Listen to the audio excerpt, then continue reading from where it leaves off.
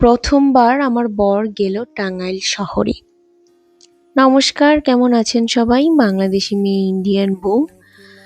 টাঙ্গাইল শহরে বরকে নিয়ে যাওয়ার ব্লগে সবাইকে স্বাগত। মূলত বলা যায় দাদার বিয়ে উপলক্ষে এক ঝলক চলে গেলাম টাঙ্গাইল শহরে, তাও আবার বরকে নিয়ে, তার প্রথমবার।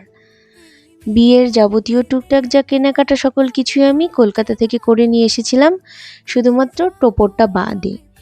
টোপরটা খুবই হালকা পাতলা, ব্যাগে ক্যারি করতে বা যাতায়াতের যদি কোনো অসুবিধা হয় বা ভেঙে যায়, সেই জন্য রিস্ক না নিয়ে টোপরটা নিয়ে আসিনি। ভেবেছিলাম ভপুর বা টাঙ্গাইল থেকে কিনে নেব। ভপুর ঠিকঠাক টোপর পছন্দ হলো না, তাই যেদিন এসেছিলাম তার পরের দিন বিকেলবেলা বেরিয়ে গেলাম টাঙ্গাইল। বাড়ি থেকে বেরিয়ে এলাঙ্গা নামি, এলাঙ্গা না নেমে কৃষ্ণদার সাথে দেখা করি, কথাবার্তা বলে এলাঙ্গা থেকে আবার সিএনজি করে টাঙ্গাইল চলে যাই। ক্যাপসলে নেমেই প্রথমে ঝালমুড়ি খেলাম। বহুদিন পরে এই ঝালমুড়ি খেলাম, আর আমার বরের তো প্রথমবার। বিয়ের পরে প্রচুর গল্প করেছি আমাদের বাংলাদেশের ঝালমুড়ির সম্পর্কে, শুনে তার খুব ভালো লেগেছে, সেও খেতে চাইছে, আর প্রথমবারের মতো সেও বাংলাদেশের ঝালমুড়ি খেলো। এরও আগে দুবার বাংলাদেশে আসছে, কিন্তু তার ঝালমুড়ি খাওয়া হয়নি। ঝালমুড়ি খেয়ে চলে যাই টোপরের দোকানে।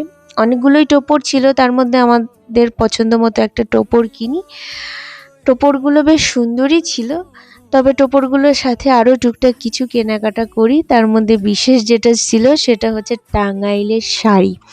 একটা আমাদের এবারই মা কিনতে বলেছিল, বিয়েতে লাগবে, কাউকে দেওয়া থোয়ার ব্যাপারে। আর আরেকটা নিয়েছিল আমার বর কলকাতায়, সে গিফট করবে তার কাছের একজনকে। তাই দুটো টাঙ্গাইলের শাড়ি কিনি টাঙ্গাইল থেকে। টাঙ্গাইলের শাড়ি আর টোপর কেনাকাটা শেষ করে বাড়ি ফিরবো, প্রায় সন্ধ্যা হয়ে আসছিল। ফেরার পথে ক্যাপসল থেকে দুটো চিংড়ি মাছের বড়া বা পকোড়া বলতে পারো, বড়া পকোড়া খেয়ে আমরা আর কি বাড়ি ফিরলাম। প্রথমবারের মতো বরের টাঙ্গাইল সিটি ঘুরে বেশ ভালো লাগলো। আর আমার তো এখানে প্রায়শই আগে আসতাম, খুব চেনা একটি শহর আমার কাছে।